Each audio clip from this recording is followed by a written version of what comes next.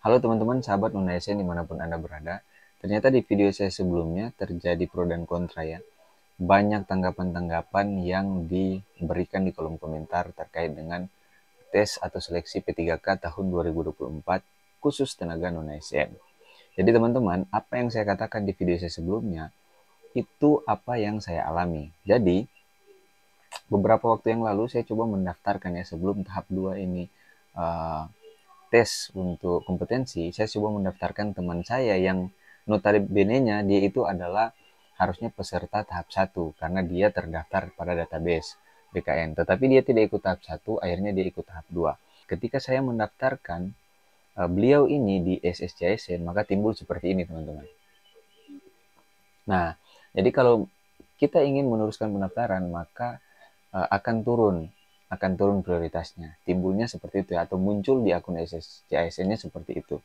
Nah, itulah sebabnya saya katakan bahwa kalau kita merujuk kepada Kemenpan 347, di situ kan memang jelas dikatakan prioritasnya memang THK2 dan tenaga non-ASN yang terdaftar di database sampai kepada yang bekerja minimal 2 tahun.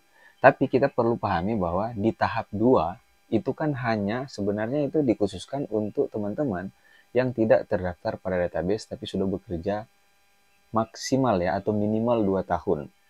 Nah, maksimal itu berapa tahun? Itu tidak menjadi patokan, tetapi yang menjadi patokan di situ adalah minimal 2 tahun bekerja.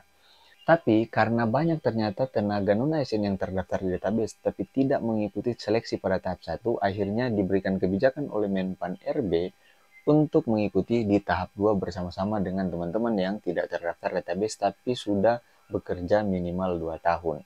Nah, jika nantinya teman-teman berjalannya waktu selama proses untuk pengolahan nilai ini ada perubahan dari Menpan RB ataupun BKN terkait regulasi bahwa THK2 akan menjadi prioritas. Nah, bagus teman-teman. Tapi pada intinya yang mau saya katakan begini, kalau kita kembali merujuk kepada Kemenpan 15 ya, Kemenpan 15, itu jelas di situ bahwa jika masih ada sisa formasi, barulah di situ akan diurutkan kembali sesuai dengan prioritas itu THK2, non-ASN yang terdaftar database sampai pada R4 atau non-ASN yang bekerja minimal 2 tahun. Jadi untuk prioritas itu nanti akan dilakukan pada saat formasinya sudah terisi semua lalu dioptimalisasi. Nah, itulah optimalisasi itulah yang akan dikelompokkan melalui prioritas tersebut. Jadi THK2 terdaftar database, non-ASN terdaftar database sampai kepada non-ASN yang minimal 2 tahun bekerja.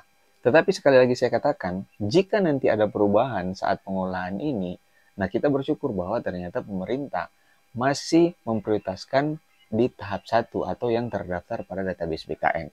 Dan memang saat ini penyelesaiannya, kalau kita dengar juga dari kepala BKN bahwa penyelesaian ini hanya yang tahap 1, teman-teman ya. Tahap 1. Nah, kita tidak tahu nih apakah tahap 1 itu akan diangkat penuh waktu dan paruh waktunya, atau ada beberapa daerah yang nanti akan mengangkat semua menjadi penuh waktu, tergantung formasi di daerah tersebut.